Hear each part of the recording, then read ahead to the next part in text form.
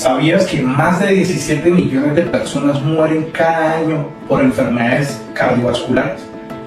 Este alarmante dato nos invita a reflexionar sobre la importancia de conocer y gestionar los factores de riesgo que pueden perjudicar nuestra salud. Los factores de riesgo cardiovascular son las características biológicas o hábitos de vida que aumentan la probabilidad de contraer una enfermedad cardiovascular. Para esta ocasión vamos a dividirlos en tres: los factores de riesgo cardiovasculares que sí son modificables, los factores de riesgo cardiovasculares que no son modificables y los factores de riesgo psicosociales. Entre los factores de riesgo cardiovasculares sí modificables encontramos la hipertensión arterial, el tabaquismo, la diabetes, la dislipidemia, la obesidad, el sedentarismo y los hábitos alimenticios no saludables. Entre los factores de riesgo cardiovascular no modificables encontramos la edad, el sexo y las alteraciones que son o los procesos que son hereditarios. Entre los factores de riesgo cardiovascular que son psicosociales encontraríamos el estrés y encontraríamos la ansiedad y la depresión. Hablemos ahora de la primera parte: factores de riesgo cardiovascular que sí son modificables. Como primera instancia hablaremos de la hipertensión o el asesino silencioso. Este factor de riesgo es uno de los que más promueve las alteraciones de enfermedades crónicas y por lo mismo y tanto enfermedades cardiovasculares. Comprende o es la tensión que es elevada y prolongada en el tiempo. Sus valores normales pueden estar de 120 a 80 milímetros de mercurio. Esto se mide mediante un tensiómetro. A nivel de Santander, el 37.1% de personas desde los 35 a 69 años de edad presentan hipertensión arterial. En cuanto a los adultos mayores, las personas mayores de 65 años pueden presentar 2/3 de esta población hipertensión arterial, y hay el doble de la posibilidad que una persona que tiene obesidad pueda presentar hipertensión. Tabaquismo. El tabaquismo es una enfermedad crónica y adictiva que se produce por el consumo del tabaco, donde la persona consumidora va a exponerse a más de 7.000 sustancias químicas, de las cuales muchas son cancerígenas. Ella promueve en el cuerpo los procesos inflamatorios y las alteraciones o disfunciones endoteliales. Eso quiere decir que se alteran las arterias coronarias o las arterias de alguna otra parte del cuerpo.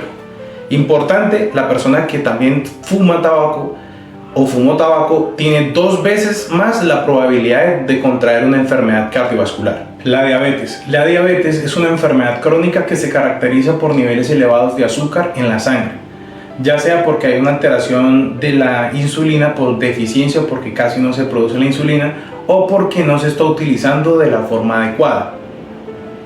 Si una persona que contiene o que tiene diabetes puede padecer 2 o 4 veces más probabilidades de contraer una enfermedad cardiovascular, de las cuales el 75% de las personas muere a causa de alteraciones de las arterias coronarias y el 25% restante de alteraciones cerebrovasculares o alteraciones periféricas en las arterias. La dislipidemia es una alteración de los lípidos como el colesterol o los triglicéridos en la sangre, ya sea que haya un aumento o una disminución en los mismos. El colesterol lo podemos clasificar en colesterol bueno y en colesterol malo. El colesterol bueno es todo ese colesterol que nos aporta beneficios a nuestra salud, a nuestros procesos fisiológicos, ya sea como un conductor de la parte eléctrica de nuestro cuerpo. Tenemos un cableado en nuestro cuerpo que es lo que nos genera ese movimiento, nos ayuda a generar el movimiento, y ese cableado, pues como vemos, un cable normal tiene una composición de plástico para que esos cables funcionen de la mejor forma. Asimismo, nosotros utilizamos un tipo de colesterol que sería la mielina para que esa funcionalidad se dé óptimamente.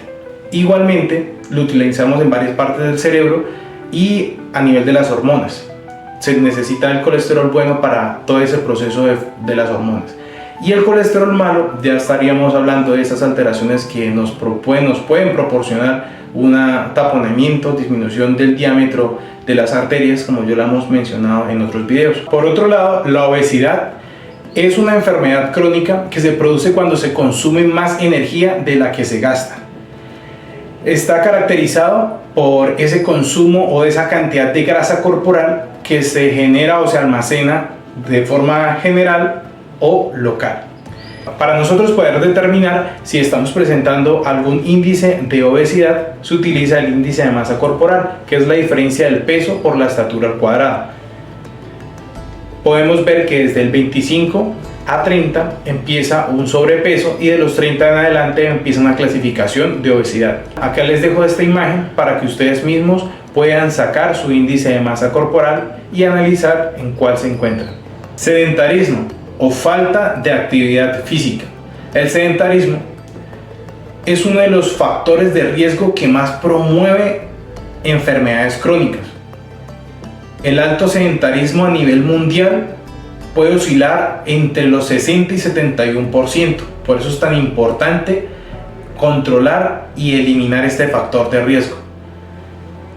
Podemos clasificarlo o se puede definir de una forma más exacta, que es menos de 150 minutos semanales de actividad física, ya sea moderada o vigorosa. Una dieta poco saludable es aquella que no contiene un equilibrio en la ingesta de todos los nutrientes alimenticios.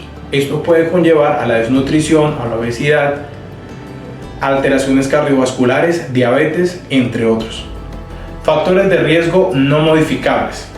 La edad, que es el primero, es uno de los factores que más va a promover alguna alteración o disfunción del organismo, ya que como un proceso evolutivo va perdiendo la funcionalidad del cuerpo, pues las estructuras van perdiendo esa funcionalidad, por lo tanto promueve una alteración, y si no se tiene control de los anteriores factores de riesgo, pues se va a promover mucho más una alteración o una enfermedad cardiovascular. El sexo, hablando no del acto, sino de la diferencia de hombre y mujer, en un hombre es más prevalente que se presente una enfermedad cardiovascular en las primeras edades o en edades más tempranas, a diferencia de la mujer, que va a tener más prevalencia después de la menopausia.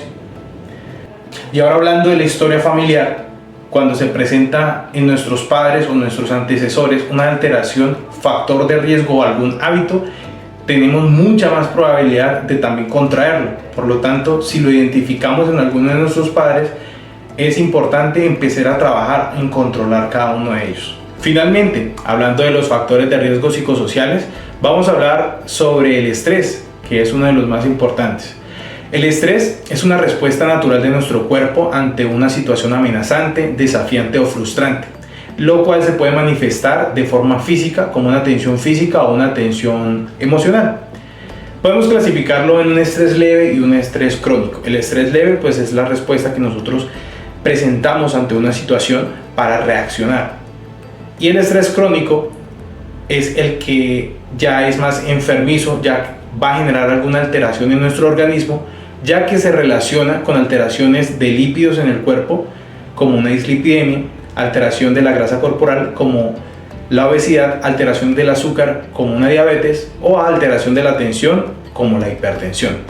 Asimismo, la ansiedad y la depresión son alteraciones psicosociales o factores de riesgo psicosociales que pueden afectar nuestro entorno, nuestra psicología y nuestras emociones, produciendo o promoviendo las enfermedades cardiovasculares, siendo así que la ansiedad, una persona que tiene ansiedad va a tender a comer mucho, a calmar su ansiedad comiendo, y una persona que está en depresión o tiene un estado de depresión va a permanecer más quieto, promoviendo el sedentarismo, entre otras. Fisioterapia con Andrés, rehabilitación consciente.